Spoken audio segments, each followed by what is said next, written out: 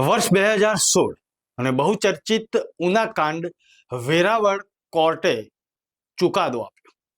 42 જેટલા આરોપીઓમાંથી 5 આરોપીઓને 5 વર્ષની સજા અને બાકીના લોકોને નિર્દોષ છોડવામાં આવ્યા।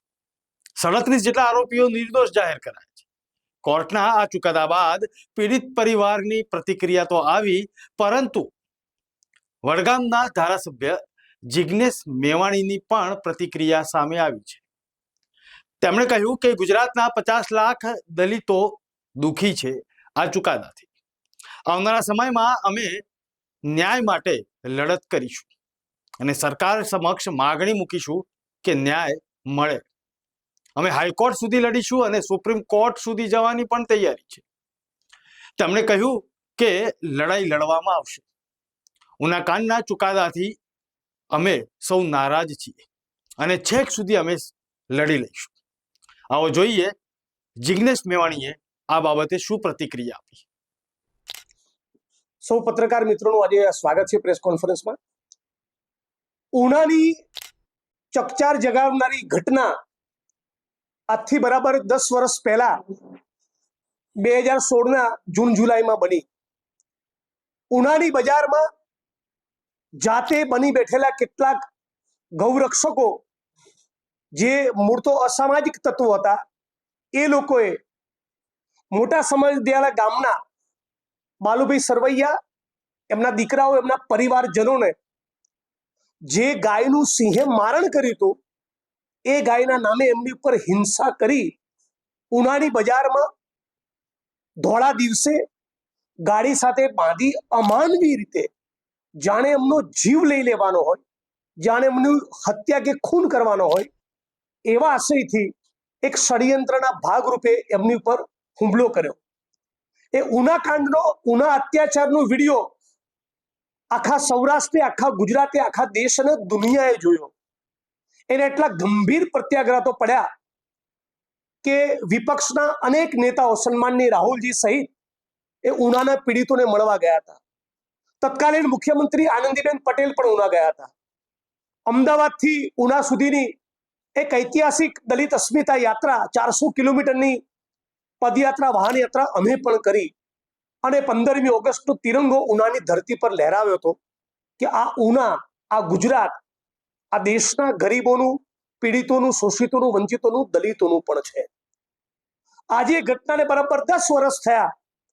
હમણાં 4 દિવસ પૂર્વે જ સમાજ કલ્યાણ વિભાગની બજેટમાં ભાગ લેતી વખતે મેં સરકારને સવાલ પૂછ્યો, સમાજ કલ્યાણ વિભાગના મંત્રીશ્રીને સવાલ પૂછ્યો કે આનંદીબેન પટેલે ઉના જઈને ઉનાના પીડિતોને જે વચન આપ્યા હતા, ફાસ્ટ ટ્રેક કોર્ટમાં કેસ ચાલશે, પીડિત પરિવારોને સરકારી નોકરી મળશે, ખેતીની જમીન મળશે, આમાંના એક પણ વચનનું પાલન કર્યું છે?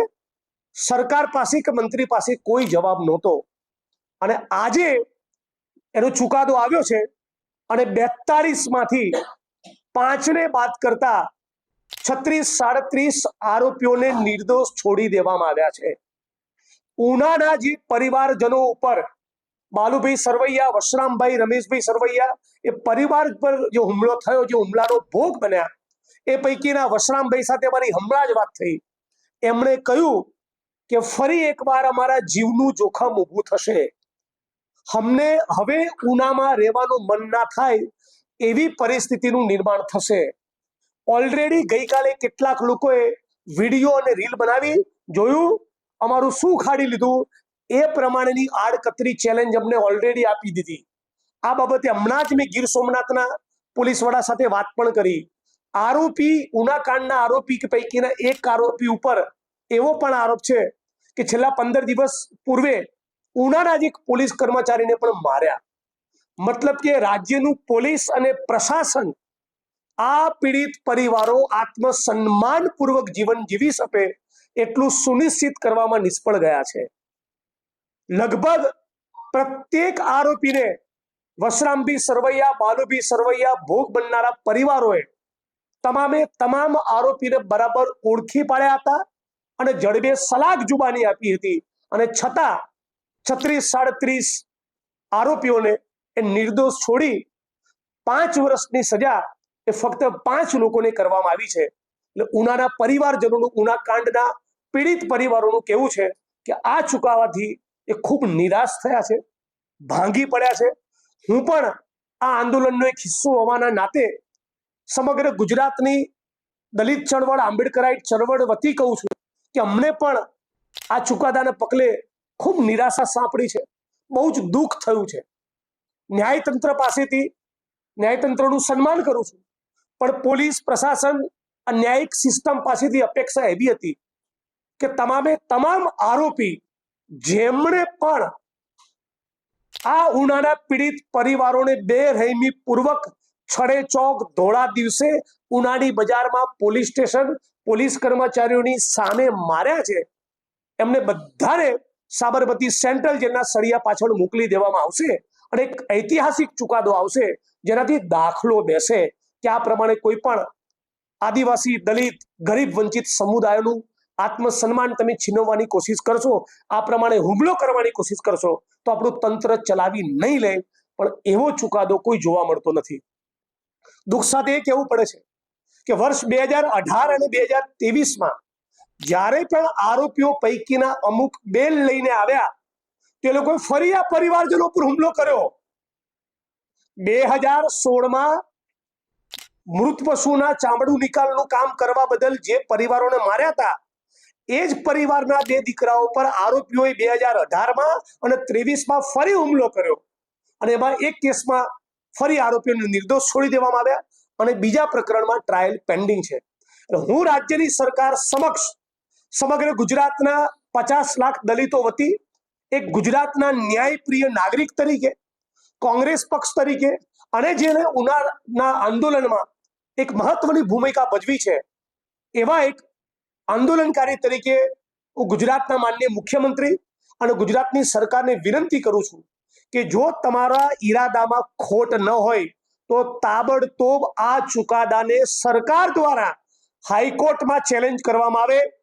હાઈકોર્ટ સુપ્રીમ કોર્ટના senior most criminal side practice કરનારા એમિનન્ટ સિનિયર કાઉન્સિલને રોકી પીડિત પરિવારો જેનું નામ આપે એવા સિનિયર તાત્કાલિક અસરથી આ ચુકાદાને હાઈકોર્ટમાં પડકારવામાં આવે અને પીડિત પરિવારોના જાનમાલની સુરક્ષા સુનિશ્ચિત કરવામાં આવે અને પીડિત પરિવારોને વર્ષ 2016માં આનંદીબેને જે વચન આપ્યા હતા, ખેતીની જમીન અને સરકારી નોકરી આપીશું, એ વચન પૂરા કરવામાં આવે.